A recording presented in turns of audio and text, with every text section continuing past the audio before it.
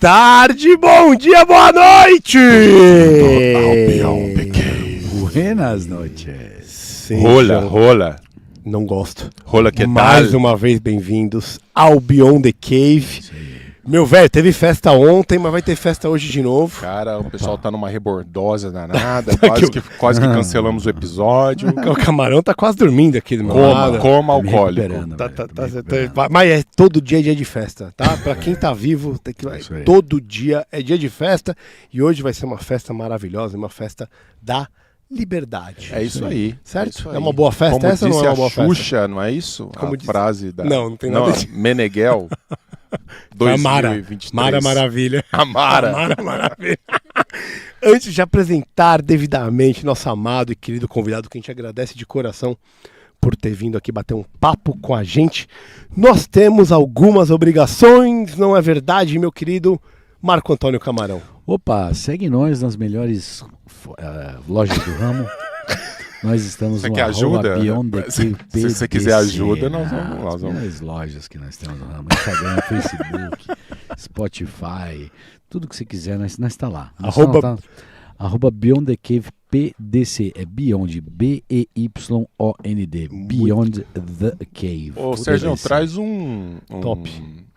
óleo de fígado de bacalhau aqui Talvez se dá uma melhorada. pra ver se dá um up. Além do arroba Beyond the Cave PDC, nós temos nosso querido Apoia-se. Agradecemos de coração todos vocês que são nossos apoiadores, que fazem parte do nosso grupo magnífico. Trocamos uma baita ideia. Grande Eduardo Homem de Carvalho, um abraço Tirando especial um para outro, você. né? Tem carioca lá, que é um... Tem Eles carioca. têm problemas, né? Não, Assim, mas tem os carioca bom, velho. É? É. Mais ou menos, não? Tem mineiro. Tem mineiro. Tem Tem um pouquinho pessoal de muito tudo. gente boa. Tem Tem gente Goiânia, boa. tem Goiânia. Tem, Goiânia, cara, tem de opa. todo. É bizarro. Rio Grande do Sul tem muito cara do Rio Grande do Sul. Tem, inclusive, o Júlio Santos do Tapa faz parte também. Ele tá lá, o Julião? Tá lá, o Julião tá lá, a gente agradece. O Julião, um abração, viu, cara? Opa, aquele A gente abraço. gosta muito do Tapa, Galera, gosta tá muito de falar do trabalho Tapa. sensacional. Sensacional, os gente caras boa, são né? bons. Tá no nosso grupo. Pra fazer parte do grupo, entre no Apoia-se, apoia.se/Beyond, BYND. Ganha uma dessas belas camisetas. Camara, essa isso aqui eu aí, sei que é uma das que você mais gosta. Então quero que você mostre. Mostra essa aqui, Denão, Em pra galera. francês, a pergunta é... E esse é meu presente pra você, meu velho. Quantos que Um ótimo custa? presente.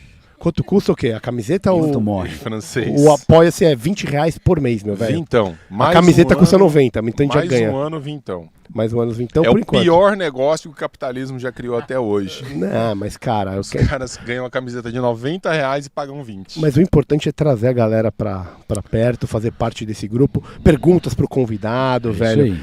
Galera, vocês que gostam do trabalho, vocês que reclamam que não tem o que ver, agora que tem coisa boa, por favor, faça parte, né? É verdade. isso Entre aí. pra essa comunidade da liberdade, Nossa. né? Gostou? Uhum. Bonito? Ficou bom? Quem que temos hoje então, Denão, aqui? Fala pra mim, meu velho. Rafael Werner. Rafael Werner. Cara, o Rafa a gente se conheceu no movimento, na defesa da liberdade, todo um menino que sempre teve uma interface com a vida política, mais recentemente ele vai contar pra gente o que aconteceu, se ele largou a vida política, se ele vai continuar ou não, mas um sujeito muito preparado, viu, cara? Um menino novo, né? Muito novo, Se o Denis muito tá falando, preparado. aí jogou o peso. Cara, É isso ele é aí. engenheiro de software, ele é aluno do Instituto Mises Brasil, né? Ativista libertário, diretor do apostolado católico Beato Padre Victor, então não sei onde se é tão libertário, mais conservador, ali ele tá no... É o que a gente sempre fala, né? Atrás de todo libertário sempre tem um conservador, Ah, é verdade. não é verdade? Senão é só um maluco. Não é verdade? Senão é só um maluco. Curiosamente, até a minha aproximação ao catolicismo se deve muito aos autores libertários, em especial o Rothbard. Olha lá. É mesmo por quê? Começando, né? Eu sempre comecei a introduzir o meu pensamento político através da escola austríaca. Então, a gente estava ali na 2014, 2015, toda aquela instabilidade política do Brasil, Dilma reeleita, vai ter impeachment, não vai. E na época, eu ainda no ensino médio, todas as explicações que eram me dadas não estavam me satisfazendo. Toda aquela narrativa de que a desigualdade social é o grande problema, nós precisamos aumentar o Estado para consertar esse problema, que o capitalismo vai destruir o meio ambiente inteiro. e toda aquela narrativa que a gente já está acostumado, né, um viés muito forte, nunca me desceu muito bem, né? Eu Só falo pra te que perguntar, isso vinha mais de professores, vinha mais de adultos? De onde vinha isso? professores ao redor, né? Próprio material escolar. E eu fico brincando que eu sempre tive um espírito anarquista, né? Então, sempre tive essa tendência de uma necessidade de romper com algumas ideias já estabelecidas. E eu caí num site que muitos devem conhecer, que é o Instituto Mises Brasil. Comecei a maratonar os artigos, e daí fui introduzido a esse pensamento econômico, né? Maratonei os livros do Rothbard, Mises, Hayek, Menger. Muitos PDFs gratuitos lá, para quem não conhece. O Manifesto Libertário. É muito bom. Referência muito boa. É só dar um pulo lá. E, Você fez o curso da escola austríaca, do Mises, não, no final? Fiz, fui aluno do Summer School, onde o Denis foi um dos professores. Também fiz a pós-graduação do Mises, que foi muito boa. Com Adriano Paranaíba, Hélio Beltrão, todo o pessoal lá. Já estiveram ambos aqui. Sim. Muito obrigado, inclusive. Sim.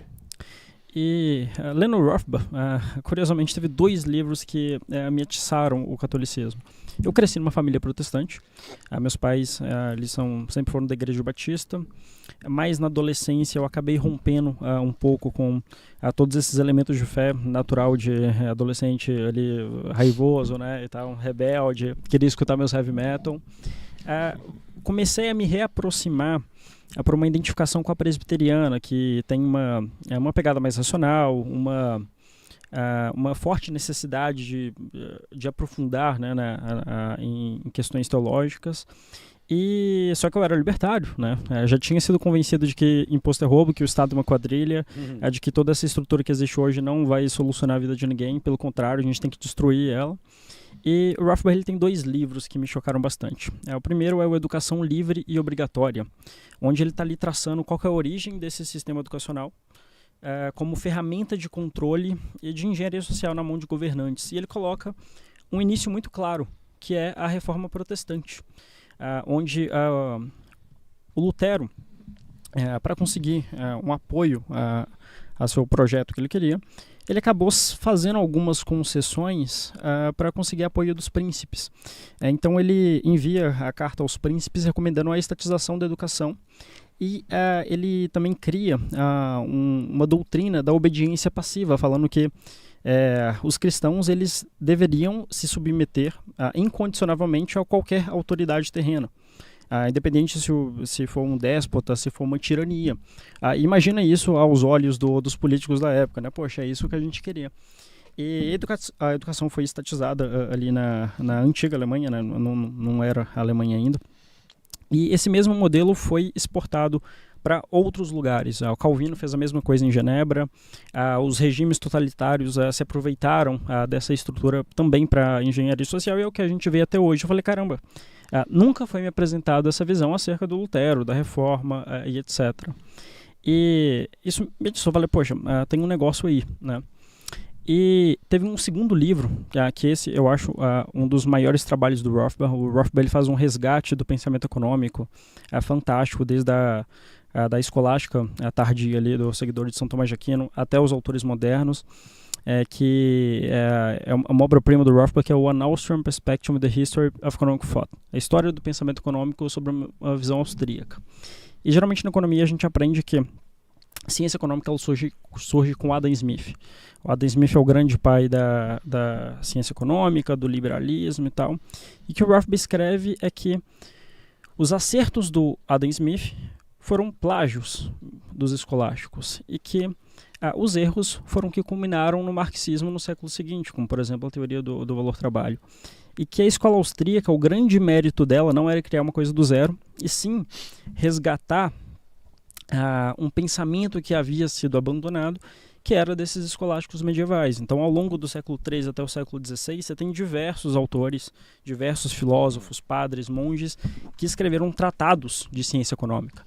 Você tem o exemplo de Martim de Azpilicueta no século XIV, que tinha observado que existia uma relação entre a quantidade de dinheiro e os preços, coisa que até hoje os políticos não aprenderam, né? Ele observando ali falava, poxa, na Espanha, que tem uma abundância maior de ouro, o preço do vinho, do pão, das roupas é mais caro do que aqui na França, né? Então a teoria quantitativa monetária já existe desde o século XIV. a teoria do valor do Marx, ela já nasceu morta, porque no século XVI você tem São Bernardino de Siena chegando na conclusão de que os valores dependem da avaliação subjetiva dos agentes. Isso daí, o Menger, né, ele resgata isso com a Revolução Marginalista, mas todo esse pensamento econômico ele já existia ali na Idade Média, né? E aí eu falei, poxa, sempre me apresentaram a visão de que a igreja, na verdade, perseguia a ciência, era uma instituição anti-progresso, né? Eu falei, se tem essa riqueza de conhecimento econômico, com certeza tem outras coisas. E aí, indo para as outras coisas, eu acabei sendo convencido e ia fazer o quê? Há 1 ano que eu abracei a fé católica. Cara, genial, muito bom. Deixa eu te perguntar uma coisa, a gente sempre começa aqui perguntando o que é uma vida boa. Então acho que encaixa bem no que você está falando. Eu sei que é uma coisa abstrata, mas para você, quando você ouve esse termo, vida boa, quais são os pilares? O que remete a você? Individualmente falando, obviamente, né? Isso é muito pessoal.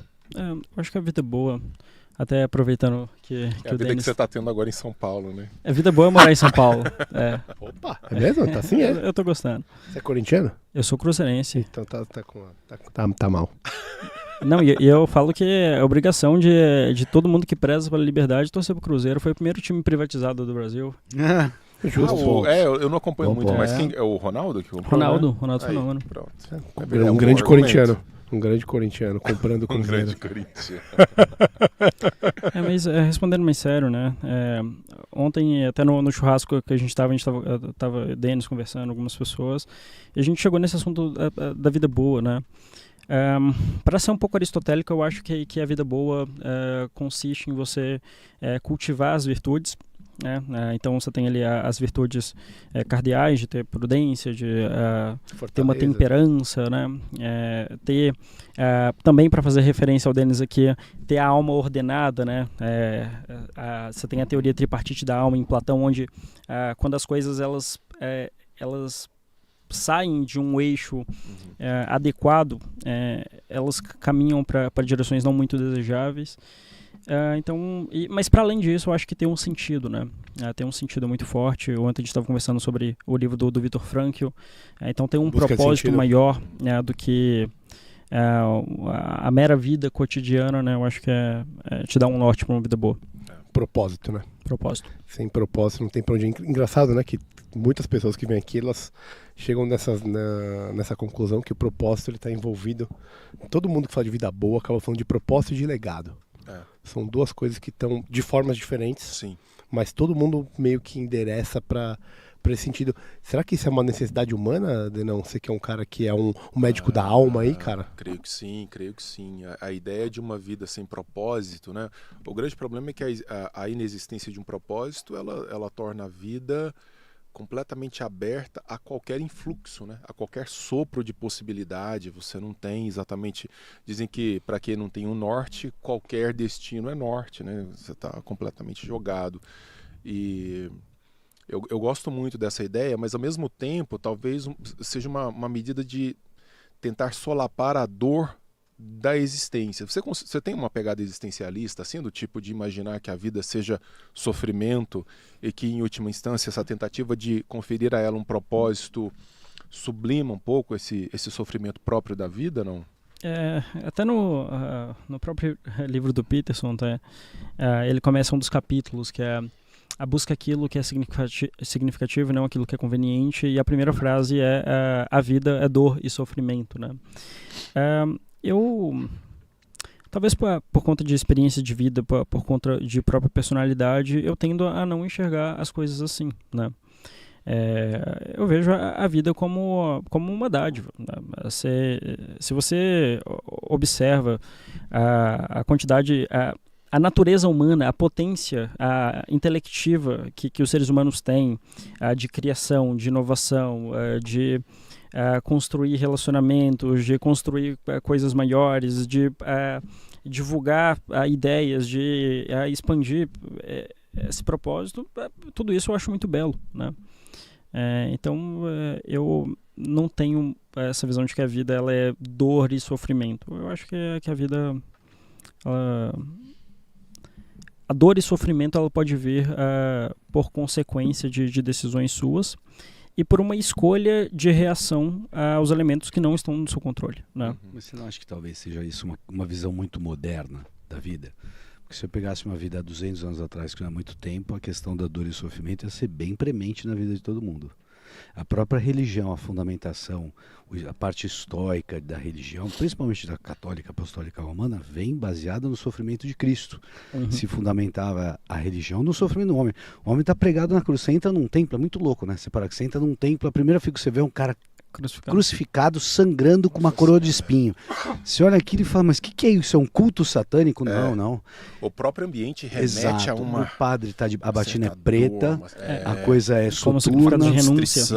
Isso. Eu acho que, não discordando com o que você falou, em hipótese alguma, eu estou bem encaminhado com você, mas é que eu fico pensando o quanto que a gente esquece disso modernamente. Sim. O quanto que no fundo é essa questão, por exemplo, e não precisa ser muito distante, se a gente fosse para a Ucrânia hoje, a gente ia ser bastante lembrado. Talvez, será que essa questão que você coloca temporal é porque de fato nas últimas poucas décadas a gente deu um salto evolutivo em termos de conforto material, né? Então mas isso muitas vezes também pode causar uma distorção de visão que é... Bom, não, cara, a gente produz coisas maravilhosas, a gente produz conforto material, né? Tem menos pessoas passando fome, etc, etc. Mas parece existir uma angústia de fundo que não foi resolvida, né? Mas ainda bem que você pensa assim, porque... eu acho que essa angústia de fundo é uma ideia de você colocar a segurança à frente dos desafios, entendeu? Que é muito do que o Marco Antônio está falando. Porque você deixa de ser um pouco estoico quando você faz isso, entendeu?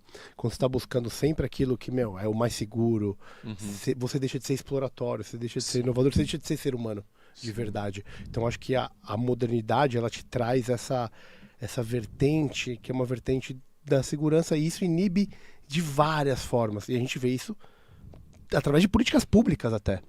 Entendeu? Então, eu entendo muito o que o Marco está falando, porque hoje, o cara que é jovem, na grande maioria, veja bem, gente, eu não estou generalizando. Não estou generalizando, mas na grande maioria eles estão preocupados em estarem seguros.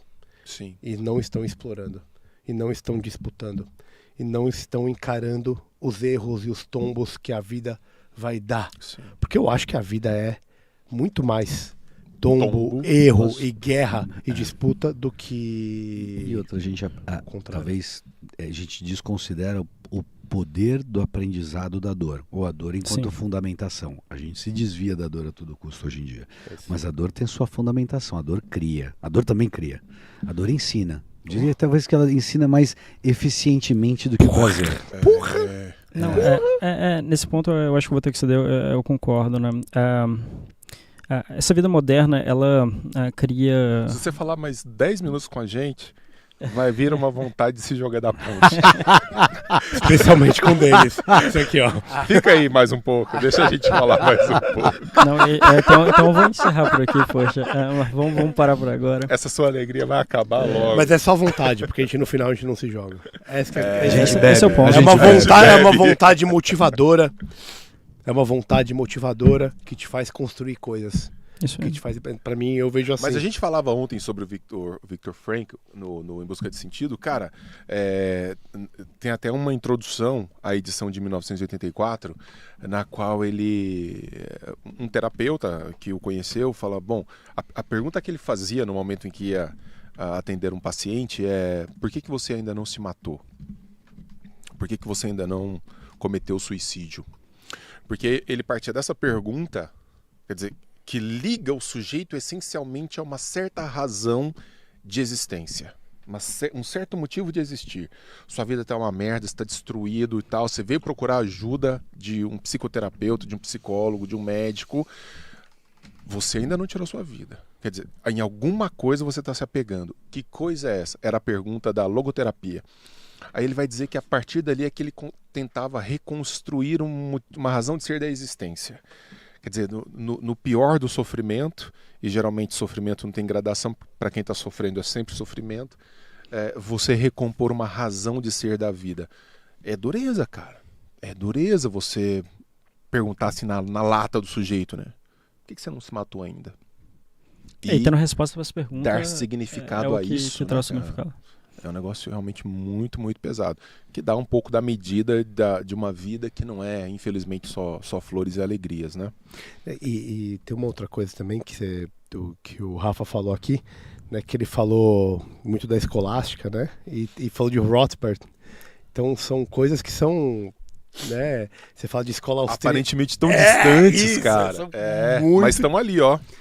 Mas estão ali, e eu queria que você desenvolvesse um pouco mais o porquê que elas estão ali. Uhum. Porque é difícil você encontrar alguém que tem um pensamento libertário, porque Rothbard a gente vai falar que é o pai do anarcocapitalismo. Do anarcocapitalismo. É o cara, né, já a terceira geração ali, já é um cara... Agora, e você conseguir colocar isso junto com o escolástico, é um exercício que eu acho que é interessante para quem está ouvindo a gente, entender esse teu pensamento, que eu acho que é muito bom, muito legal, e é o que a gente fundamenta do libertário conservador. Eu até brinco muito, o pessoal no Instagram gosta muito desse termo, que eu sou um anarco-tradicionalista, né? Então, eu rejeito o Estado de todas as formas, mas eu entendo que entender a visão tradicional da política amplia e te traz uma perspectiva de enxergar muito maior, coisa que os libertários às vezes se limitam muito, né? Boa. Então, o Estado, ele é um fenômeno essencialmente moderno, né? E eu acho que tem duas formas de você enxergar o que é o libertarianismo. A primeira é como uma continuação dos liberais clássicos, como uma radicalização desses liberais, é uma possível interpretação, mas fazendo uma depuração dos erros, mas mantendo ali um certo eixo comum, uma herança, né, desses liberais clássicos. E uma segunda maneira de você enxergar o libertarianismo é como uma completa ruptura a tudo que os liberais ofereceram como solução política, né? Então, se a gente pega lá a origem do pensamento liberal, né? O liberalismo, muita gente fala, o liberalismo é defender a economia. Não, poxa, não.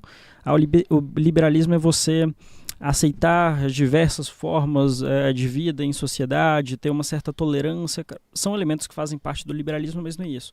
O liberalismo, ele é uma filosofia política. E como uma filosofia política, ele propõe uma solução para a organização do poder político. Aqui tem origem com o John Locke, né? O John Locke, ele escreve os 2 tratados do governo civil, onde no primeiro tratado ele está debatendo ali com 2 autores, né? O Robert Filmer, o teórico do direito divino dos reis, e o Thomas Hobbes. Então o Thomas Hobbes ele vai falar que o homem é o lobo do homem e que num estado de natureza é guerra pura, todo mundo está ali se matando e que em algum momento essa sociedade ela abre mão da sua liberdade em troca de segurança e assim ele justifica o estado absolutista. O Hobbes ele vai discordar, ele vai falar, o Locke ele vai discordar, ele vai falar, no estado de natureza o homem ele é até bom, poxa, ele interage ali e tal, as coisas funcionam, só que não é perfeito.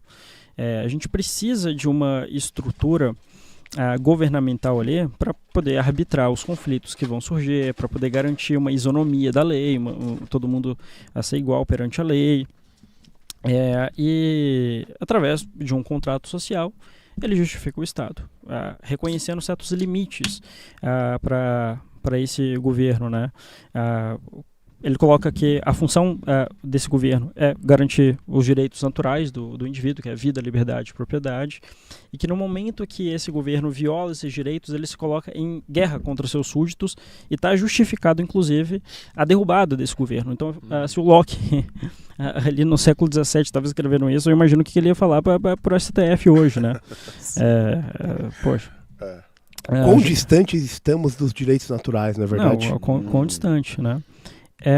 E a solução, né, isso vai evoluir no pensamento liberal, de ter uma democracia tripartite ali para ter pesos e contrapesos para conter o poder. Os liberais sempre tiveram essa preocupação com a contenção do poder. Só que essa solução que eles ofereceram falharam.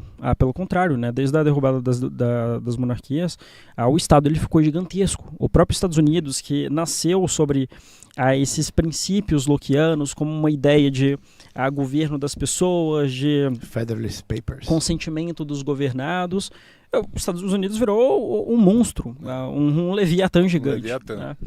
Um Leviatã. E isso se deve aí tanto autores tradicionalistas quanto os libertários vão concordar por conta da democracia. Um autor que eu gosto muito e que eu acho que traz uma perspectiva ainda mais completa do que os do libertário é o Bertrand de Juvenel. O Bertrand de Juvenel, ele vai falar que essa democracia tripartite, ela não passa de um formalismo sem substância, onde, em tese, esses poderes eles se contrapõem, mas no final das contas ele vira um bolo gigante que só cresce, né? Na medida em que um poder, vamos supor, o judiciário ele expande. Para conter esse avanço do judiciário, a gente vai ter que dar mais poder para o legislativo ou mais poder para o executivo. E nesse jogo, todos os poderes eles crescem. E o que ele fala é que nas monarquias absolutistas existia ali um poder concentrado no rei, mas todas as instituições intermediárias serviam de barreira contra essa expansão, porque eles não faziam parte do poder político estrito senso. Tá lá o rei querendo expandir, mas poxa, tem a nobreza, tem as guildas, as corporações de ofício, os mercadores, um monte de grupo de interesse e tal, e isso freia o poder do rei. Na hora que a gente criou um corpo legislativo, todas essas partes da sociedade passaram a fazer parte do poder político e a exercer um papel ativo contra a população. Então, ao invés de ser uma barreira contra essa expansão, eles fazem parte dessa mesma estrutura e aumenta o poder do Estado. Como é que chama o livro? O Poder, né? Do Bertrand de Juvenel. Eu queria até somar, porque eu gostei muito do que você falou, e eu queria até somar para você ver como é que a vida humana é uma obra muito imperfeita, não? Mas a história humana é uma obra imperfeita. Você tem os acidentes naturais também. Por exemplo, o que a pandemia fez com o poder dos estados. Para quem está acompanhando os tratados de pandemia hoje, que é uma coisa escabrosa, de um globalismo nefasto, se vocês não estão acompanhando, a Organização Mundial de Saúde está procurando fechar contratos com governos nacionais para estabelecer um certo tratado da pandemia, não seja já dando poderes para caso dê sinal de fumaça de que alguma coisa parecida com o corona está acontecendo de novo, a Organização Mundial de Saúde ela assume certos papéis no sentido de concatenar esforços, dirigir... Avançando sobre a liberdade dos indivíduos. Avançando sobre... E aí você volta, né? Você acha ruim o Estado? Pensa numa agência supraestatal. Aí você vai para o mais abstrato, sem representação, sem recall. Então tudo pode piorar. E piora, o que eu acho curioso, né? Piora por um acidente da natureza. Não foi acidente, foi o vírus que escapou do laboratório chinês, mas vamos voltar aqui na temática. E isso, cada vez, eu gostei muito do que você falou, vai empoderando cada vez mais estados nacionais, estados burocráticos nacionais, de forma que o indivíduo vira um número numa grande equação do Estado. Né? Vira ferramenta na mão de controle dos governantes. Né? Dado. Então nesse ponto, né, igual eu comentei, eu acho que esses autores que tentam fazer uma análise da política antes das revoluções liberais, eles têm muito a acrescentar, e aí os libertários vão concordar de fato, né, de que a democracia, para além dessa estrutura política, a não servir de contenção do poder, ela tem maus incentivos, né? Aumenta a preferência temporal tanto dos governantes quanto dos eleitores, que vão sempre votar em favor de mais benefícios, sendo que existe um custo para manter isso. Benefícios imediatos em relação a benefícios de longo prazo. A criação do Banco Central, ela deu um poder descomunal para o Estado, sem precedente nenhum. O Estado ele controla a moeda e com isso ele consegue tanto financiar os seus gastos. O que a gente está vendo hoje, né, com o avanço de tecnologia, a criação de CBDCs, moedas digitalizadas na mão do Banco Central, né, onde o governo, se ele quiser, ele pode bloquear a tua conta. Desliga. Ele desliga do grid. É uma coisa que concentra ainda mais poderes. E isso indo para o nível supranacional é realmente um cenário apocalíptico. Né? Foi isso que te fez largar a possibilidade da vida política? Porque você chegou a ser candidato também, né? Fui candidato a vereador. Fui candidato a vereador em Contagem em 2020. Fui o segundo mais votado do Novo, fazendo uma campanha libertária com faixa de imposto de roubo na cidade inteira, né? No estilo de não gosta dessa porra, não vota em mim então, seus filho da puta. Vai dar certo pra caralho, viu? Filho da puta aqui, você não gosta disso aqui? Você é libertário? Não, você acha que imposto é roubo, então vai tomar no seu cu, seu arrombado. A campanha do Denis foi exatamente isso, não quer votar em mim. Não, essas pessoas não merecem o Denis, não me merecem. Eu não disse isso com todas as letras, mas eu pensei todos os dias. Mas eu acho que o custo de oportunidade de uma pessoa nova entrar na política ela é muito alto, né? Na política, existem duas formas de você se ascender. A primeira é o quanto que você puxa saco de quem está numa hierarquia acima. Aí a segunda é a sua capacidade de comprar gente e oferecer favores, né? Eu vejo que as pessoas que entram muito novas, elas deixam de construir toda uma vida, deixam de construir coisas reais, a de se estruturar e passam a ficar dependente do sistema político. E a partir desse momento fica muito fácil você abrir mão dos seus valores. Historicamente, política é um esporte de aristocratas. Essa ideia de que todo mundo tem que participar da política é uma ilusão pós-moderna. Sem dúvida. É uma Sócrates já ilusão falava isso, né, meu amigo? É isso. É uma completa ilusão. Todo mundo tem que participar, tem que votar. Cara, não. Eu não acho que a população... não é pra todo mundo. Não é pra todo mundo. Cara, é que nem condomínio. Você tem um síndico, um subsíndico, um vice-síndico e um pessoal, um conselho Joga que na se mão dos junta técnicos. e acabou. E o cara muitas vezes não vai na reunião do condomínio e fala, cara, eu tenho outras coisas pra fazer. Such is life. Você fala, eu tenho uma carreira pra construir, eu tenho um filho pra criar. Sim. Você não quer estar efetivamente todo dia lá discutindo que rua, qual que é calçado, viaduto. Você não tá nessa. Não, de fato, a pessoa às vezes tem uma pretensão de, eu quero algo a mais. Mas, poxa, vamos numa hierarquia, né? Conserta a sua vida, deixa a sua família ordenada. Depois a gente tenta resolver os problemas da cidade. Jordan Peterson, isso. Bem Jordan Peterson. Mas porque o que eu vejo é que muitas pessoas que entram novas, elas ficam ali puxando o saco pra conseguir o carguinho, não sei o quê, depende de cargo comissionado. E eu não acho que esse é o caminho. O principal passatempo do cara que adotou esse caminho é de romper com princípios previamente estabelecidos. Vira fisiologismo puro. É impressionante, cara. É uma condenação quase, né? É uma condenação. De repente você vê o sujeito se transfigurando numa coisa na qual que justificou a entrada dele na política como objeto de combate. Até o próprio Hayek, que assim, muitos libertários vão falar que o Hayek é quase um socialista, né? Mas o Hayek, ele vai falar dos problemas de uma democracia ilimitada, e o que ele desenha como alternativa é a demarquia, onde, inclusive, ele cria uma idade mínima para as pessoas entrarem, né? A política não é coisa de jovem, não acho que jovem deveria se meter com isso, eu não acho que jovem deveria nem votar. Eu acho que pessoa que não paga imposto não deveria votar. Pessoas que recebem auxílio do governo, por óbvio, tem um conflito de interesse na hora de escolher os seus representantes. Funcionários públicos, não acho que deveria ter direito a voto. Então, por uma série de coisas, né, eu acho melhor adiar. Na República Romana, pegando um exemplo antigo, mas... Concordo 100%. Civitas, o cara que era Civis, civilidade, civilização, ele só era assim quando ele fazia parte do exército, quando ele podia, porque aí você ingressou, aí é o sufrágio, eu faço parte de uma sociedade, eu defendo ela, eu tenho skin in the game, né? Então aí a partir daí eu posso votar, eu posso discutir os destinos dessa comunidade. Agora no Brasil você tem uma legislação que te faculta o voto, você pode votar com 16 anos, mas você não está no mesmo nível de legalidade, você não é punido tal qual você fosse um adulto que pudesse votar. Está completamente desalinhado isso. E não é só uma questão filosófica, cara. Outro dia eu estava vendo um estudioso do cérebro que eu fiquei assim bem impressionado com a fala dele, ele trazendo artigos e análises científicas mostrando que existe um déficit cognitivo no jovem.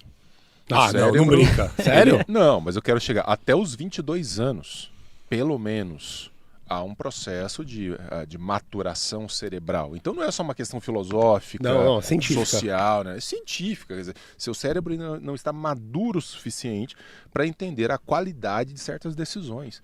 Então não tem que se meter nisso. Vai construir sua vida, vai trabalhar e depois você se mete em decisões dessa Sabe natureza. quem tem um cérebro maduro que consegue tomar decisões diferentes? Você vai fazer propaganda. Quem vai atrás da Rio Claro Investimentos, meu amigo. Esses são cada vez mais suaves. Meu amigo, vou falar pra vocês, tem uma sinergia bacana pra caramba com o pessoal da Rio Claro. São pessoas que buscam equilíbrio, que olham a longo prazo, têm uma baixa preferência temporal na hora de tomar decisões, que conseguem acumular capital, conseguem planejar a sua vida de uma forma holística. Não é só a questão de você botar o dinheirinho ali e ver ele rendendo. Não, calma aí. O que você realmente precisa? Como que você cria uma família e planeja isso financeiramente adequadamente. E além disso, não recebem comissionamento sobre produto, tá? O que é uma coisa que é muito raro no mercado. Então eles não vão te enviar produto que É isso aí. Não. no qual eles realmente não têm motivos técnicos para te oferecer. E zero conflito de interesse, entendeu? Legal. Então é muito, muito bacana. Temos vários feedbacks já do pessoal que entrou em contato com a Rio Claro, ficou felizão e a gente recomenda de coração. Tá aí, ó, olha que coisa linda aí, Rio Claro Investimentos. Como que vocês acessam, galera? Primeiro tem o QR Code, que vocês vão ver que tem um QR Code, ou vocês acessam direto no QR Code, ou entram no site rioclaro.com.br/BTC.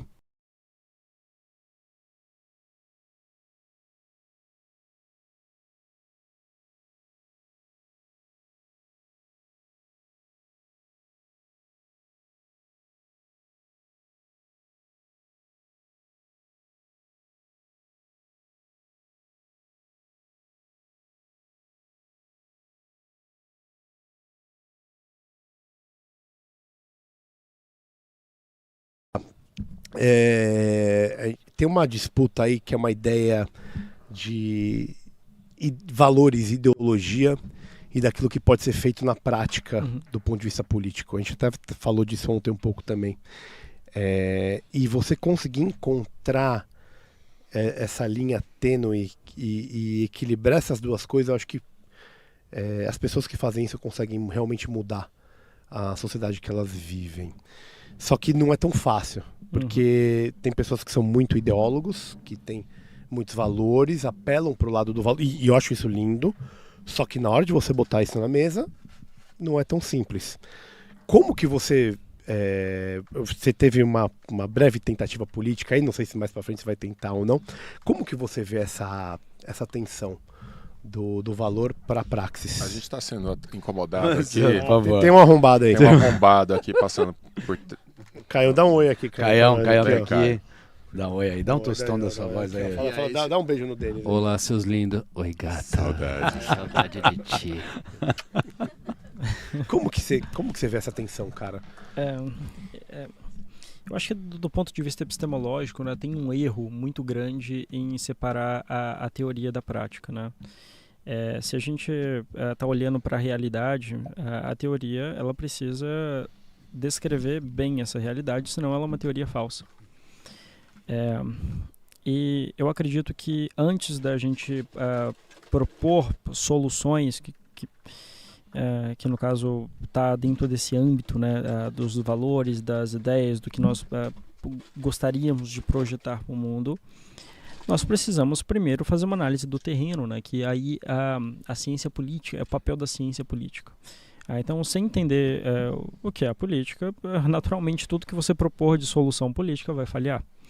E como é muito bem consolidado, né, no realismo político, que é a tradição maquiavélica, que você vai ter a escola elitista, por exemplo, que vai dar uma continuidade, a natureza da política é o poder. E eu vejo que muitos liberais e pessoas da direita não sabem lidar com esse poder e se prende a esses mecanismos estabelecidos que corroboram muito mais com uma permanência dessa mesma elite que está ali do que de fato uma mudança na direção que nós queremos, né? Então, desse ponto de vista, eu acredito que a gente deve sim ter um horizonte, mas não abrir mão das oportunidades de chegar em cargos de poder, senão não adianta. Deixa eu te fazer uma pergunta. Eu gostei muito do que você falou. E você diria para mim, então, que a direita, hoje em dia, vamos ater ao Brasil, embora a gente possa transpor isso para o mundo de certa forma, você diria para mim que falta a direita não é maquiavélica o suficiente? E eu falo isso no termo real da palavra maquiavélica, não o termo pejorativo da palavra. Sim, eu acredito que sim. Falta elementos maquiavélicos, né? Mas falta preparo intelectual para isso. Eu acho que esse Maquiavel, eu gostei muito do que você falou. Esse Maquiavel, esse é o príncipe preparado. Isso, então. Que é isso que você está falando. Porque aí a gente tira a pecha pejorativa do Maquiavel, a gente pega Maquiavel como real. Qual que era a função do príncipe? Mantenere lo Stato. Manter o Estado. Florença não podia cair para Siena, não podia cair para Lucca. Eram repúblicas querendo uma matar a outra. Qual que era o bom príncipe? Aquele que mantinha o Estado na paz. Florença tinha que continuar em paz. É isso. Então, quando você não tem isso, e aí foi a esquerda, e aí eu coloco a questão do fabianismo da esquerda, o lobo em pele de cordeiro, que era o símbolo antigo da sociedade fabiana. Eles foram, de pouquinho, pegando toda a educação, toda a cultura, de uma forma gramsciana, vieram, que é extremamente maquiavélico e qualificado. Podemos não gostar deles, podemos não se respeitar deles, mas temos que falar que eles têm valor. O valor deles nesse sentido, né, nessa escala maquiavélica, é inconteste. E falta para a direita, né? Nós viramos meio que os patos da mesa. Dá essa impressão para você? Sim, dá essa impressão. E assim, também princípio maquiavélico, né? Uma vez que o seu inimigo detém poder, você presume que ele vai usar da forma mais brutal e cruel contra você, e é o que a gente está vendo.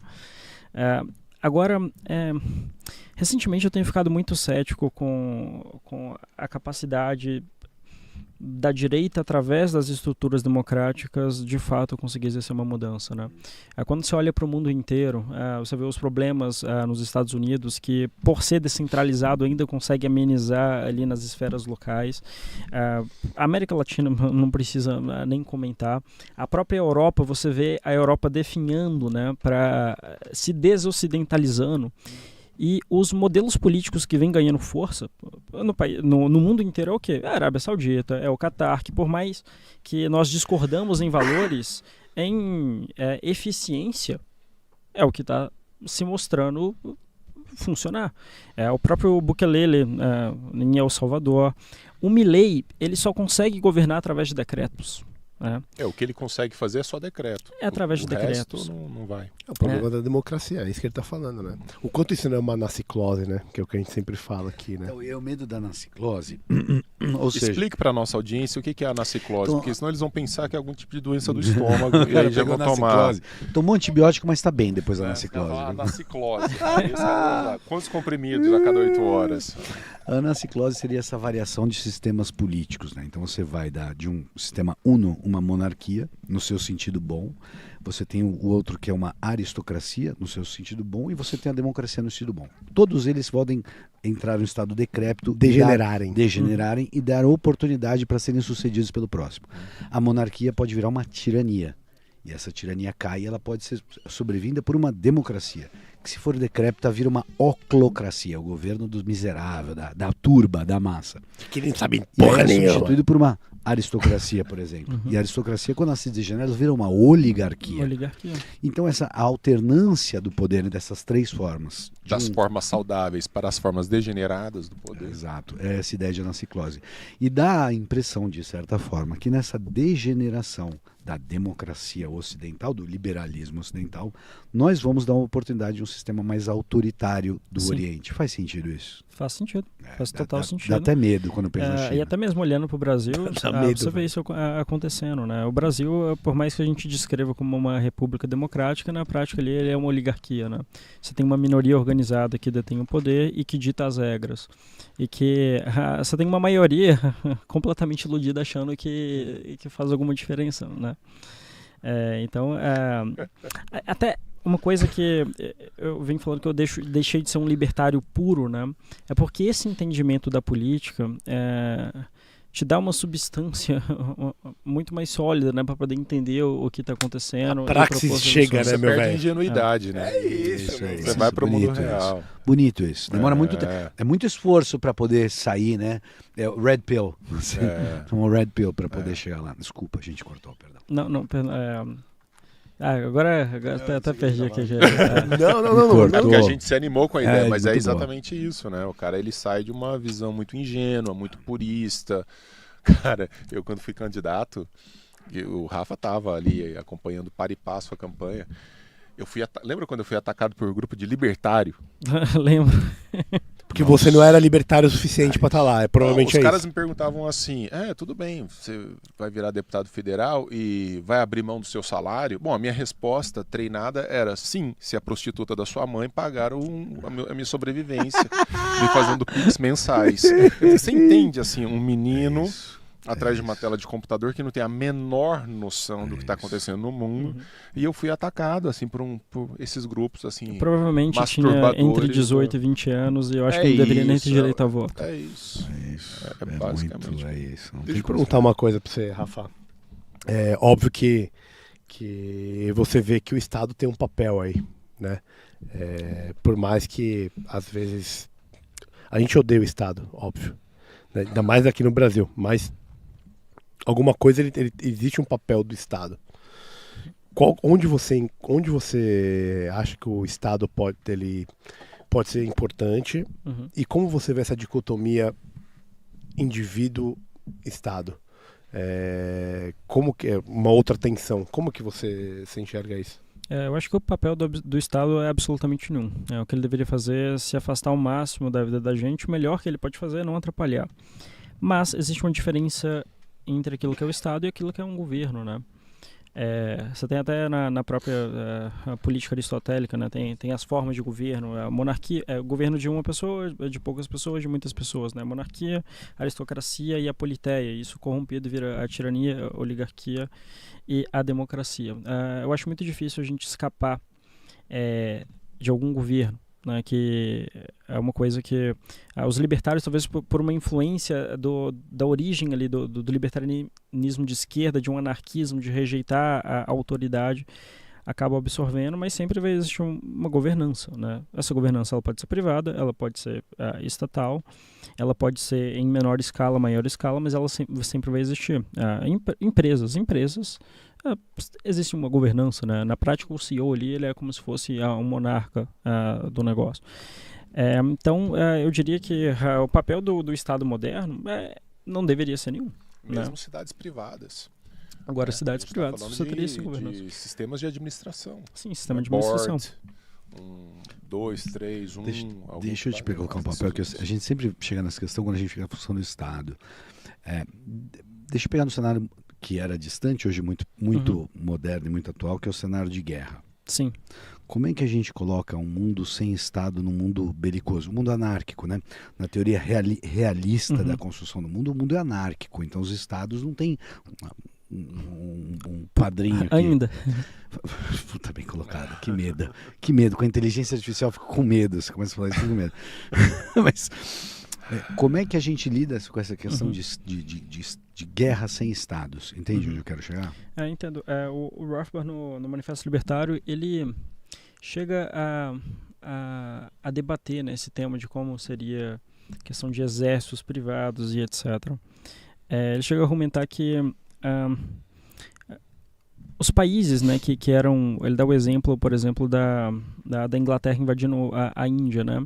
Um dos motivos da Inglaterra ter uma certa facilidade em chegar ali é porque já existia uma estrutura de controle central. Então, uma vez que você toma, você assume essa estrutura e você tem todo um país ali subjugado. Em outras regiões, ele dá o exemplo da Irlanda, que demorou muito tempo para ser conquistada, né? Por ser mais descentralizada ali. Até o interesse em invadir ele cai muito, porque já não tem uma certa aceitação social a essas estruturas, e também o custo ele fica maior, porque as pessoas acabam defendendo, né, por uma certa vinculação à terra, à família, à tradição, sendo mais aguerrida na hora de proteger. Um outro exemplo que ele dá é que o próprio Estados Unidos, invadindo o Vietnã, com todo aquele poderio militar, ainda teve uma puta dificuldade frente... Uma derrota cachapante. Sim, né? Com um exército mal formado ali, com um monte de gente que simplesmente se pôs como uma defesa tudo que estava acontecendo. Então é uma argumentação interessante dele. Agora, quando a gente olha para o mundo, né, você tem um cenário de Rússia, China, todos esses projetos expansionistas, eurasianos, que tem valores muito distantes do Ocidente. É difícil você não ceder ao ponto de falar, olha, é necessário um exército, né?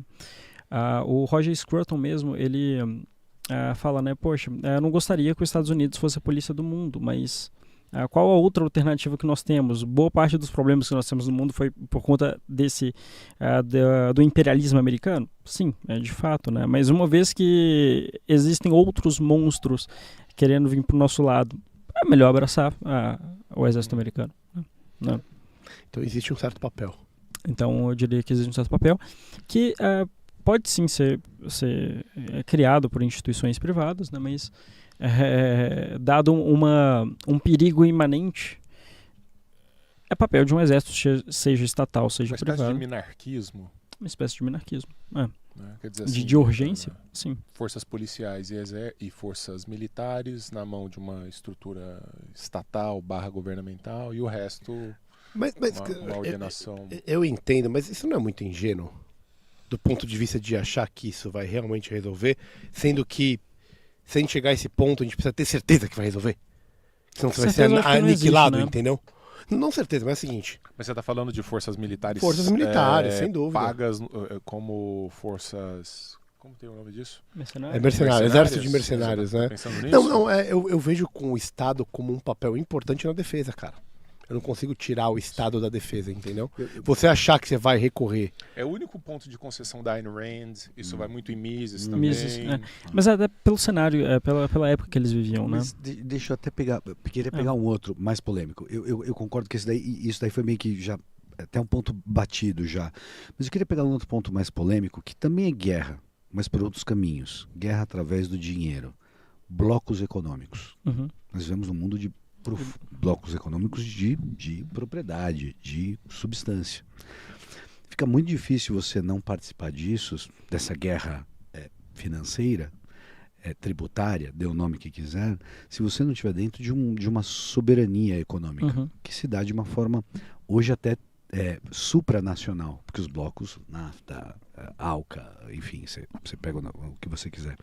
Como é que pode um Estado hoje, vou pegar o exemplo da Inglaterra, deixa eu ser mais claro, a Inglaterra saindo do Brexit, ela tem que fechar acordos entre ela e bilaterais com outros países, já não é mais em bloco. O poder bélico dela de entrar no mercado de forma pujante foi muito diminuído com isso. Quer dizer, como é que poderia se dar isso sem o Estado? Entende onde eu quero chegar? O que toda tradição libertária vai dizer, a escola austríaca, ela também, muitos autores todos os economistas, né, vão concordar que esses blocos econômicos, eles são nada mais do que um protecionismo, né? Que não necessariamente você precisa estar inserido em um desde que você abra comércio unilateral com todo mundo. Você quer comercializar comigo? Poxa, eu tô aqui aberto, né? Eu acho que o grande problema são vários, né? O primeiro, essa possibilidade do Estado... Guerra é caro, guerra não é viável economicamente, né? O Banco Central, ele surge como uma necessidade de guerra e a partir daí abriu um caminho assim, sem volta, né? E aí deu merda. E aí deu merda. Do ponto de vista econômico, guerra não é viável para ninguém. Tem até algumas pessoas keynesianas que falam que guerra ajuda a desenvolver a economia, mas é um contrassenso, né? Contrassenso. Cara, a pessoa nunca viu uma guerra, nunca viu tudo sendo destruído. É uma depredação de capital. Na medida em que você diminui os poderes do Estado, o incentivo a você querer invadir um país é muito menor, né? O primeiro anarcocapitalista, na visão do Rothbard, é um cara que chama Gustavo de Molinari, onde ele escreve um livro da produção de segurança, onde ele fala como que a gente poderia ter esses exércitos privados e essas relações comerciais. Um ponto que é muito batido é que, na medida em que você tem relações comerciais com os países, o incentivo à guerra é menor. Poxa, você tem um país que depende de mim, eu dependo dele, vamos ficar aqui, né? Onde a troca de mercadorias e de serviços, não há troca de canhões, balas, etc. Então, na medida que a gente começa a popularizar essa visão e mostrar essa necessidade de ter um mercado aberto, acabar com essas barreiras protecionistas, o próprio incentivo à guerra, ele cai. Eu acho que esse é um ponto, né? Aí o outro é começar a descentralizar o poder, né? Se você tem micro-regiões com uma jurisdição própria ali, o custo de você começar a comprar guerra com todos os seus vizinhos ao lado, ele também fica muito alto, né? Então eu acho que é uma questão de incentivo que, dado a natureza do homem que é imprevisível, isso pode falhar, mas é uma incerteza inerente à vida em sociedade, à vida política. É bonito isso, é o espírito trágico da vida. É ver a vida como tragédia, não como terapia. Isso é belíssimo, isso é realismo aplicado, né, à vida. Mas eu acho legal porque, por exemplo, pega por exemplo a guerra, agora, só para título de exemplo, a guerra contra a Ucrânia. Não é uma guerra com objetivo financeiro. Não é uma guerra com objetivo comercial, zero. Aliás, é exatamente a expressão da guerra. A despeito do desestímulo comercial e financeiro, nós ainda assim vamos para a guerra. Vocês vão ser sancionados, vão sair do sistema SWIFT. Eles receberam sanções as mais graves da história. E eles falaram assim, continuamos atacando a Ucrânia e só vamos parar quando a gente chegar em Kiev. É bonito, é a ideia do Clausewitz, né? Essa é a beleza. A guerra é a continuação da política por outros meios. É uma questão política. A guerra, ela se sobrepõe. Eu coloquei essa questão da guerra porque é a essência do Estado, no sentido que ela se sobrepõe a questões financeiras. Ela tem uma razão de ser própria. Que é política. E Ele está evocando Carl Schmitt aqui.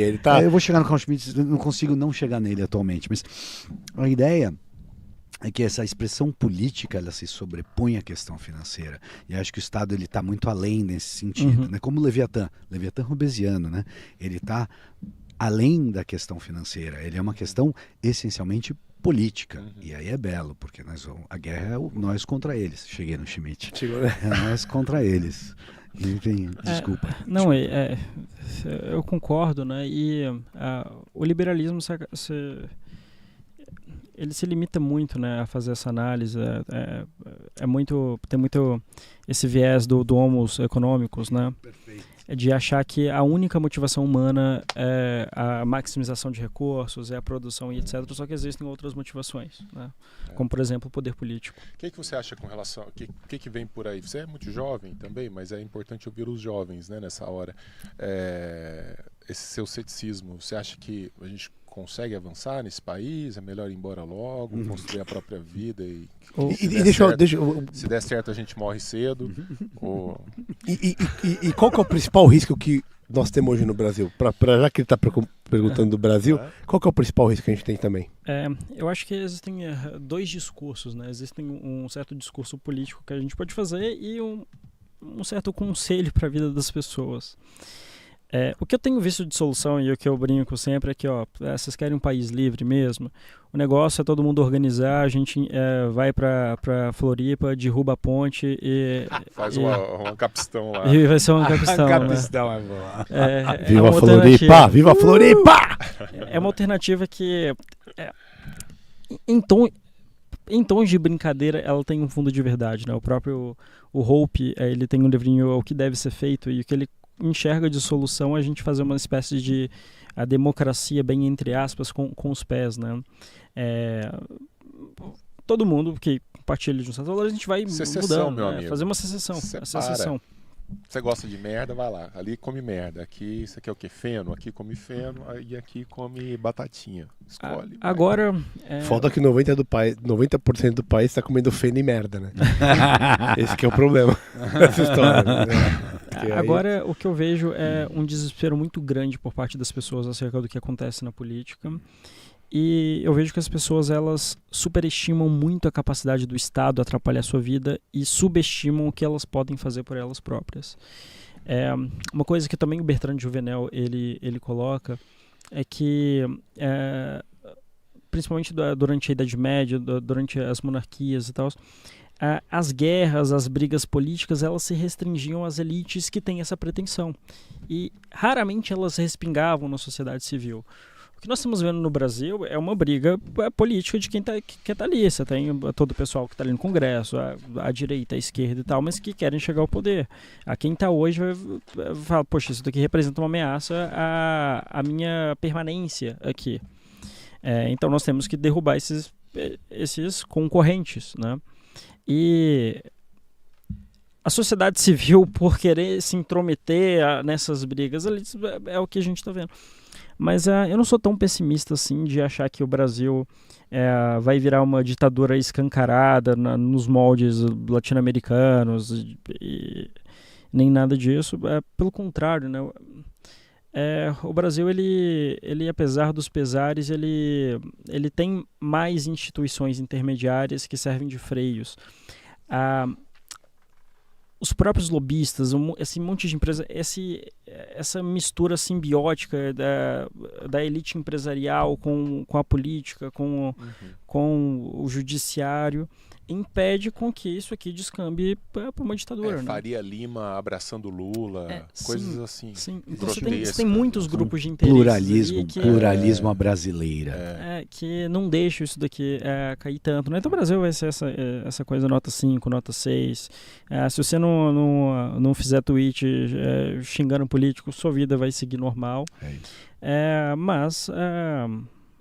analisando do ponto de vista do que nós gostaríamos de ver, de fato o Brasil ele corre um risco político seríssimo. Né? Hoje você acha que isso vem de algum lugar específico? De algum poder específico que o Brasil corre um risco? Ou não? Ou você está jogando difusamente mesmo? Chegou no ponto que até responder essa pergunta se tornou um risco. Você sabe como você tem que responder essa pergunta hoje em dia? Todo mundo tem que responder assim, eu vou te falar, tem que responder assim, ó. Olha pro lado. Aí você fala. Você tem que ver quem tá olhando pra você, porque você tem medo de falar. É uma loucura. É muito louco, né? Quem diria que a gente ia ver isso, né? Porque é uma novidade em tempos pós-democracia cidadã, onde os salvaguardas da Constituição estariam garantindo nossos direitos. Ontem eu fui convidado para falar num podcast e aí assim... Mas você pediu autorização pro Beyond? Eu mandei pra direção. Você mandou pra quem? Mandei. Você liberou ele, Caio? O Sérgio falou que... Mandou uma via só do e-mail? Você tá mal na burocracia. Mas é papel carbono, aquele que faz Ele passou no mimeógrafo, não pegou álcool direito. Você liberou ele, Camara? Como que é o negócio aí? Pô, Denão... Como é que é? Denão... O protocolo? O número? Eu fiz uma ordem de serviço. Fiz uma S. Abri uma OS, velho. Ô, velho, eu sei que lá pelas Santos o cara me perguntou isso, aí eu chapuleto, né, assim... Engraçadão, né? Uma hora vai se fuder nessa. Na hora que eu comecei a falar, velho, o cara deu uma prostrada na cadeira, assim, velho. Porque tá todo mundo, né? Tá todo mundo com muito medo, né? Na hora que você fala Alexandre o Minúsculo. O cara deu uma encolhida? Então ele nunca ouviu nós. Não. Nunca ouviu a gente falar do glande. Não, chama lá o fulano e tal. Mas na hora que você solta umas assim, fica com medo. Isso. Fica com medo real. E com toda razão. Porque o colega dele é o Monark, o colega dele é o outro lá que tá respondendo a processo, né? E os caras ameaçam com multa. Não é só assim, vou pagar 3 semanas de cadeia e depois eu vou ficar com uma tornozeleira. O cara suga a sua vida, né? É isso aí. É um negócio meio perigoso. Você nunca mais se levanta, essa é a ideia. É o regime totalitário. É isso aí. Deixa eu fazer uma outra pergunta. Eu falo muito sobre isso no meu livro que tá aqui, que eu não sei quem trouxe. Tira a mão aí, rapá. A gente já vai chegar lá. Eu queria te fazer uma outra pergunta direta, que é em relação ao que aconteceu no domingo aqui. Ótimo. Você foi lá? Primeiro, calma, Denão. Você abraçou a ex-presidenta? Que filha da puta, velho. Ela quer uma teocracia, velho. Tá louco, esse povo quer teocracia, cara. Ela é doente. Aquele discurso lá... Olha a tristeza. É a tábua pra se salvar. Pensa. Olha que tristeza. Eu entendo o problema que você colocou. E eu que não quero essa teocracia, olha assim, sobrou ou essa tábua ou um monte de jacaré pra eu abraçar. Escolhe uma. Tá bom. Tristeza, né? Mas falo isso, destino desgraçado, eu falo isso em protesto, exato. Eu falo com Você esse quer mesmo tábua ou tom de jacaré? protesto. É tábua ou jacaré. Não tem meio termo. Eu falo em protesto. Desculpa, Eu vou de tábua. Cara do céu. Eu vou de tábua. A escolha correta, né? Não tem outra. O que você achou do que aconteceu domingo, das manifestações? Você pode ter várias vertentes, né? Eu tenho muitos amigos meus que foram lá não por causa do Bolsonaro. Foram pra tomar sol. Não. Não. Eles acharam que tinha um jogo da seleção. Acharam que... Não. Tá tendo um racha. Não, vamos lá, gente, vamos lá. Não, teve muita gente que foi pra lá e que não tava necessariamente defendendo o Bolsonaro, apesar disso acontecer de uma forma indireta. Mas teve muita gente que quis lá, porque, tá puto com o STF, com o cabeça de piroca, com com tudo que tá acontecendo, tem muita gente que também tem outro lado que... É aquele protesto de 2013, contra tudo que está aí.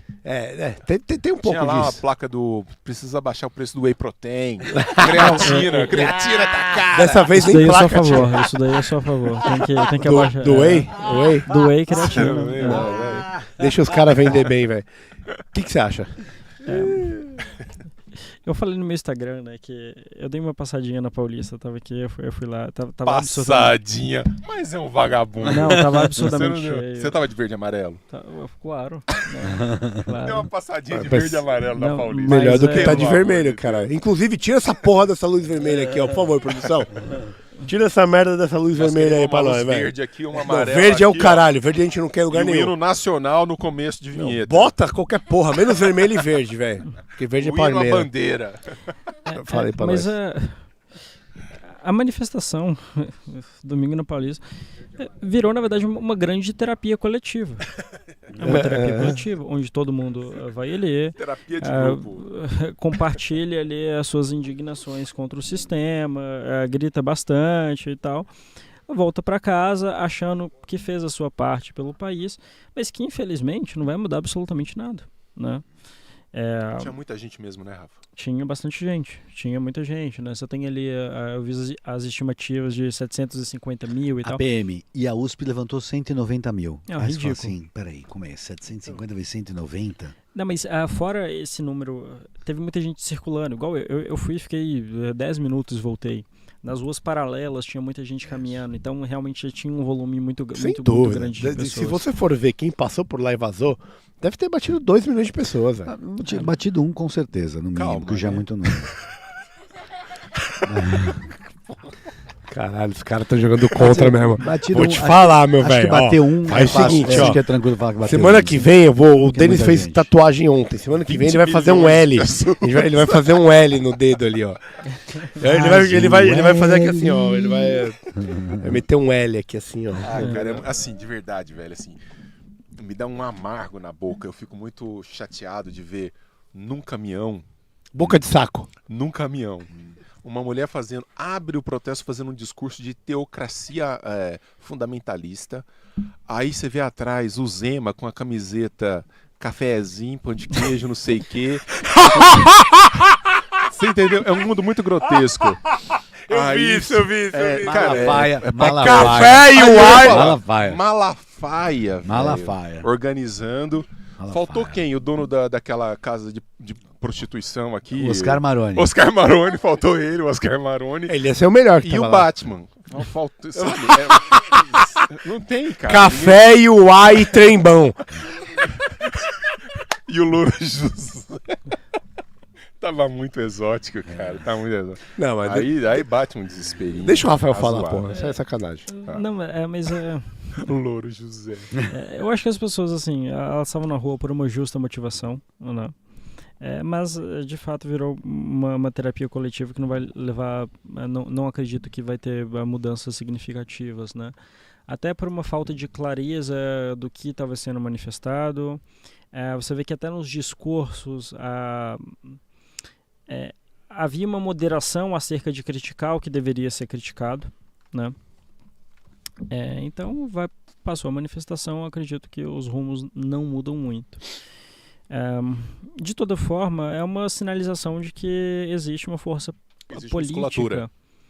alternativa ao que está aí, né? Isso pode ter consequências positivas à direita nas eleições municipais, né? Porque o eleitor, ele... muitas pessoas elas votam naquela coisa de votar de quem está aparentando estar na frente, né? Então, nas eleições municipais, eu acredito que a direita, assim, ela pode ter um grande sucesso, conseguindo algumas prefeituras, tendo vereadores, e aí você tendo esse corpo político para poder fazer campanha nas localidades, isso tende a fortalecer no federal, né? Elegendo deputados federais e etc. Só que a classe política no Brasil, a direita ela é muito ruim. Muitos deles se elegem com uma aparência de direita, mas substancialmente a pessoa não sabe o que ela está fazendo ali. Vira uma mera troca de poder sem uma mudança substancial das coisas. Você vê políticos de direita defendendo todo tipo de socialismo econômico. A maioria dos deputados do PL, se você perguntar o que você acha da legislação trabalhista no Brasil, a gente é a favor, né? O que você acha sobre assistencialismo? A gente é a favor. Você vê muitos desses deputados já com esses discursos que beiram ali a justiça social, não, porque a direita ela faz assistencialismo melhor. O Bolsonaro foi quem deu o Auxílio Brasil, né? E aí você tem troca de poder, mas não tem uma mudança real das coisas. É isso. Perfeito. Antes da gente ir pro pitch do livro, a Bia, vem aqui, Bia, nossa apoiadora, vai fazer uma pergunta pro Rafa. Vai lá, Bia, fica à vontade aqui, amor. Boa. Oi, Rafa, deixa eu fazer uma pergunta. Aqui, ó, microfone. Olá. Boa noite, pessoal. Não sei por onde eu olho. Mas, enfim, a minha pergunta ao Rafael é como que a população deveria se mobilizar? Porque falam que o poder está com o povo, mas como que o povo deveria se mobilizar para pressionar esse governo, por exemplo? Essa ideia, eu fico com dó das pessoas que acham que o poder emana do povo, né? A escola elitista, ela vai falar que a gente pode ter outras análises, né? Mas que a mudança de uma monarquia para uma democracia, ela é mais aparente do que real. Por quê? Porque na política você sempre vai ter uma minoria organizada que dá as rédeas. Não é a maioria, não é a população, não é a sociedade civil que toma as decisões. É uma minoria organizada. Nesse sentido, o que nós deveríamos ter é uma elite capacitada, tendo um norte muito claro do que defende ali perto, né? Hoje tem algumas pequenas iniciativas que eu acho que são muito embrionárias, mas que pode começar a ter resultados. Você tem alguns institutos que fazem lobby em Brasília, fazendo pressão em deputado, conversando, articulando e tal, pegando muito daqueles ali que não tem uma posição muito clara, que é fisiológico, se você chegar ali apresentando algumas coisas, ele puxa pro teu lado. E ter uma alternativa aos meios de comunicação que hoje está muito centralizado, né? E muito enviesado também. Então eu diria que a população civil, infelizmente, ela não tem essa força para mudar nada e que nós deveríamos formar uma elite capacitada. Aristocracia. E ter o que o Pareto também da escola elitista vai falar, que é a circulação das elites, né? Substituir uma elite corrompida por uma... A gente roda e vai pro Platão, né? Só tentar fazer um link Platão, queremos você aqui. Com o que a Bia falou. Nós vivemos num momento de uma elite burocrática carcomida. Falo isso desde 88. Foi trocou o Sarney, chegando no Alcolumbre, chegamos no Lira, vem do mesmo lugar, mesmo nicho. E é a elite dominante. Não há discussão quanto a isso.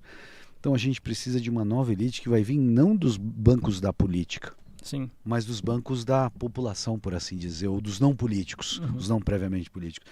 E eu achei engraçado porque uma pergunta, tentando encaminhar a sua pergunta, é como é que a gente dá espaço para essa nova elite? Como se enseja a troca de elites? Eu acho que aí contempla exatamente o que vocês estavam falando. Como é que a gente muda, mas garantindo qualidade? Não mudar diluindo o valor, mudar concentrando um valor novo. Uma ideia bem kantiana de pegar os tutores. Kant falava, uma sociedade vai ser mudada a partir dos seus tutores. Ele era elitista, um belo elitista. Imagina, Prussiano ia ser elitista, enfim. E é bonito isso, né? Cadê os nossos tutores? Como a gente dá espaço para isso? Como assim seja isso? Aqui é um país no qual os caras acham que os grandes doutrinadores do movimento tem que ser o empresário, tem que ser o vendedor de não sei o quê. E, quando na verdade, quem sustenta teoricamente esses movimentos são os pensadores do movimento. Isso aí. Que deveriam ser ouvidos, mas eles são imediatamente afastados, né, porque incomodam. Tá aí um problema, né? Como é que a gente dá vazão para esses tutores? Sim. Porque não há dúvida que existe. O Brasil é riquíssimo. No ar, na água, na terra. O Brasil é riquíssimo. Sem inimigos naturais. Aqui se plantando tudo dá. Não tem terremoto, não tem furacão, não tem nada. Tem quantidade de filha da puta também. A gente tem. E mas tem a Argentina do lado. Lá tem mais. Isso vai ser cancelado. A gente tem muitos apoiadores argentinos. Não, brincadeira. Faz o pitch aí. Vambora, temos que temos estourado. Assim, até para complementar, eu acho que uma outra coisa é que as pessoas elas não deveriam depositar suas esperanças na política. Se a sua vida, você deposita isso na elite política, no que vai acontecer em Brasília, a pessoa vai se frustrar muito. As mudanças, elas são demoradas, são longas. Ao longo da história você vai ver que a troca de um regime, de uma elite, às vezes demora 2, 3 gerações, né? E a sociedade civil tem coisas mais importantes para preocupar, com a família, o trabalho, conseguir se sustentar, na medida do possível, né, conseguir se emancipar e acabar com essa relação simbiótica com o governo, né, com essas dependências, com essas amarras. E se a pessoa de fato compra a tese de que vai tudo dar errado, né, a melhor coisa que você pode fazer é criar estruturas para conseguir escapar disso. Perfeito. Pessoal, vamos para o nosso querido pitch do livro. Primeiro, que sensacional, hein, Rafa? Muito obrigado, cara. Muito legal. Excelente Animal. conversa. Muito obrigado. Denão, explica para o Rafa o que é o pitch do livro, que o Camara vai apresentar os livros aqui. Você tem aqui 3 obras-primas que você vai ter que dizer quem trouxe qual. Primeiro, a primeira parte é essa, dizer quem trouxe qual. Pô, mas você pediu para eu explicar, e aí você vai, toma a palavra, me atropela e explica no meu lugar. Porque você podia explicar melhor, né? Então foi muito mal explicado. O cara fala, explica aí, que são 3 livros. Então, apresente os livros então, Camara, para ele saber. Vamos lá para a primeira parte, você tem que adivinhar Alamandina. Primeiro, o essencial sobre o coletivismo. Que obra, livraço. Nossa. Denis Garcia Xavier e Priscila Cisneros. Priscila, beijão. E obra belíssima. É um livro curto e é um livro denso. Provavelmente foi o idiota que trouxe. Segundo, Remy Brague, Europa e a Via Romana. Muito bom também. Excelente. Muito bom Ele que criou a braguilha, né? Desculpa, tem como editar essa parte aí? Eu fui falando e me arrependendo. Tá vendo? Tá vendo? Corta aí. E o terceiro, The Clash of Civilizations, de Samuel Huntington. Caraca, top, Quem hein? trouxe quem? O que você acha, meu? Óbvio que tem um idiota, mas o resto dá pra você decidir aí. O que você acha? Quem trouxe qual livro, meu velho? Primeira parte. Vamos lá. Começar aqui. Tem pegadinha. Tem pegadinha? Sempre tem. Claro, sempre tem. Olha só. Mas não tão Explícito. O mundo explícito, com o resto né? é muito difícil, cara. Não, tem que tomar na orelha, né? O que você acha, Camarão? Tem que tomar na orelha ou não? Vamos lá. O essencial sobre o coletivismo, eu acredito que, por óbvio, né, eu acho que por probabilidade, assim, eu chutaria quem trouxe o Denis. O Denis está vindo de Uberlândia, estava com a mochilinha cheia, Olha. colocou Gostei. umas edições. Certeza? Nós Cê temos tem- um Xerox Holmes. Você Um Xerox Holmes Você aqui. tem certeza disso? Tá novinho. Tá aí, novinho? Tá certeza, novinho. certeza. Tirou do plástico. Tirou do plástico. Ele trouxe para São Paulo. Então, o Denão trouxe o Denão trouxe o próprio livro. Muito sagaz. Eu acredito que o The Clash Civilizations... Perdão, eu sou uma pessoa péssima. Qual é o teu nome mesmo? Camarão, mas... Camarão. Marco Boa. Antônio ou Reginho? Isso. Eu acho que por toda a erudição apresentada aqui, Nossa né, senhora, te chamou de esse debilóide. conhecimento antropológico e Justo, da justo, evolução justo. humana, Pelo tamanho da eu diria cabeça. que o Camarão trouxe The Justo, Clash justo, Civilizations. justo. E para terminar, a Europa via romana foi Reginho. O resto. o Regis. É isso. É porque é Remy, né? Então, justo.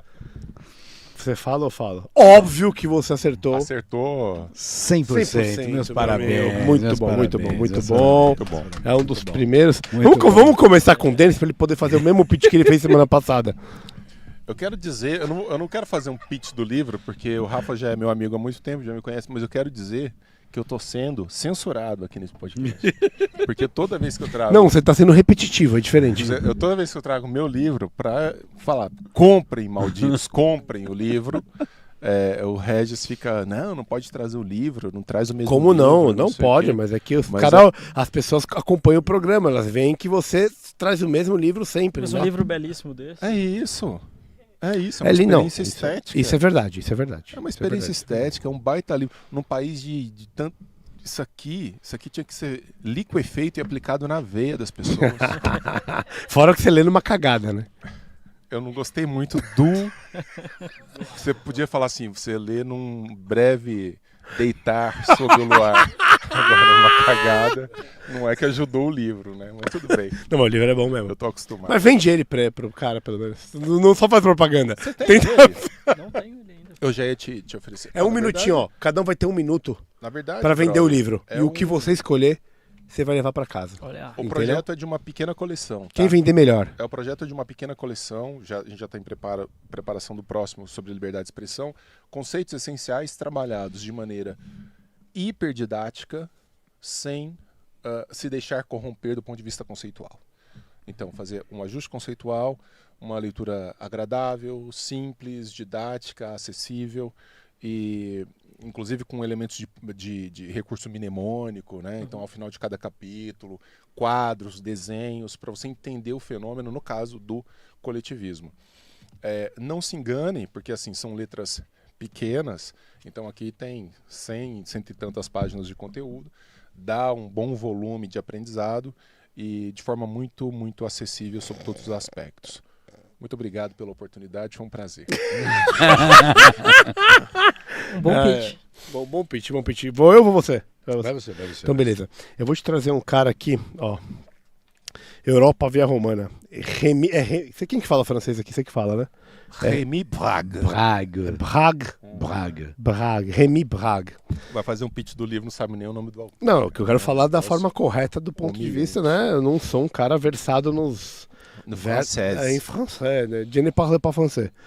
Europa Via Romana. O que é legal? Por que eu trouxe esse livro pra você, meu amigo? Porque é o seguinte, a cultura ocidental, quando a gente pensa em cultura ocidental, a gente pensa em Jerusalém, a gente pensa em Atenas. O Remy, esse cara, ele é um filósofo, um professor de filosofia da Universidade de Paris, Sorbonne, e da Universidade de Munique. Então, um cara que teve em lados diferentes aí, quando a gente pode ver, do pensamento humano. E ele fala o seguinte, tudo bem, você tem Atenas, você tem Jerusalém, você tem o surgimento da razão filosófica de Atenas, você tem o monoteísmo que vem de Jerusalém, principalmente hebraico, e só que você precisa de uma via para traduzir isso e para trazer para o mundo atual. E essa via é Roma. Isso aconteceu através do Império Romano. Então foi Roma que conseguiu fazer a junção da ideia filosófica grega com o monoteísmo que surgiu em Jerusalém. E é através de Roma, por isso que a Europa ela vem pela via romana. E o que nós conhecemos hoje como o que a gente venera como cultura ocidental teve que ter esse lugar específico que conseguiu condensar isso. Então é um livro que ele traz os fundamentos do que a gente acredita hoje e que eu acho que tem tudo a ver com você, por isso que eu trago esse livro para você, meu amigo. Um ótimo livro. Foi um bom pitch. O encontro de Jerusalém e Atenas em Roma fundou o Ocidente. Perfeito. Quer dizer, você falou o que ele falou em 2 horas, você falou em 30 segundos. O meu pitch foi 35 segundos. Notando aqui, ó. Pegando esse gancho de Roma sendo encontro de... Não rouba meu pitch, meu velho. Não, é porque tem a ver com o que eu vou falar. Fala o nome do teu livro pra galera aí de novo. The Clash of Civilizations. Esse livro é um livro seminal, escrito por um autor já falecido. porém- Seminal? Credo, Seminal, velho, seminal. Seminal? Que isso? Seminal. Ele é a semente. Horrível, É realmente. isso, ele é a semente de Vem novos do sêmen, pensamentos. é Exatamente isso. Ele é a semente de novos pensamentos. Ele é seminal. Entendi diferente. E ele é um clássico. Ele é um clássico porque ele é um livro do pós-guerra, onde ele estimula o pensamento que os novos conflitos, os conflitos do século XXI, ele escreve isso no fim do século XX, se não me engano, 1990, uma coisa assim. Ele fala que os novos conflitos se dariam não em linhas ideológicas, mas em linhas civilizacionais. E quando a gente vê hoje o Ocidente e o Oriente, China, Estados Unidos e mesmo Rússia e Ucrânia, não seria a Rússia e Ucrânia exatamente uma falha de encontro de placas tectônicas, um quer ir para o Ocidente, o outro quer continuar eternamente no Oriente? Se você pegar a questão da China e Estados Unidos, se você pegar a questão do Islã e do cristianismo, então o mundo tem fraturas hoje que se dão em linhas civilizacionais, e ele fala desta maneira que existe uma certa renativização do mundo. O chinês quer virar bem chinês. O iraniano quer virar fundamentalista muçulmano. O inglês quer ser British. E as coisas vão... nacionalismo emana daí. Ele fala disso. Ele fala como é que essas questões civilizacionais vão gerando os novos embates do mundo moderno. Livraço. Livraço, sensacional, mas assim, não precisa nem ler o livro, né? Você já basicamente falou do livro Tem uma inteiro aula, no pitch, né? né? Pitch de 1h30. Faz mas um foi bom. PDF e manda depois. É isso.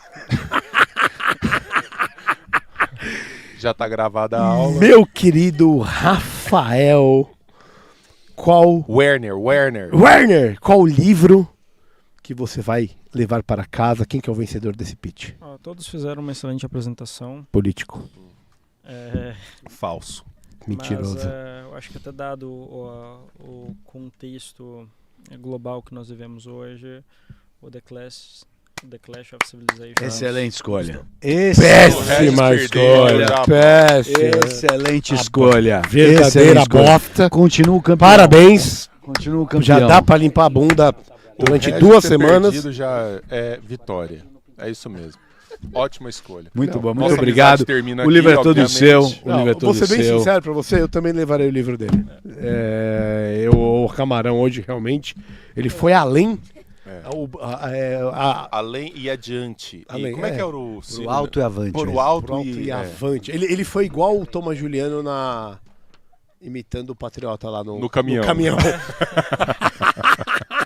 Ele foi ali, ó, abraçou dos dois lá e De falou: verde e amarelo. hoje esse pitch é meu, velho. Vamos que vamos.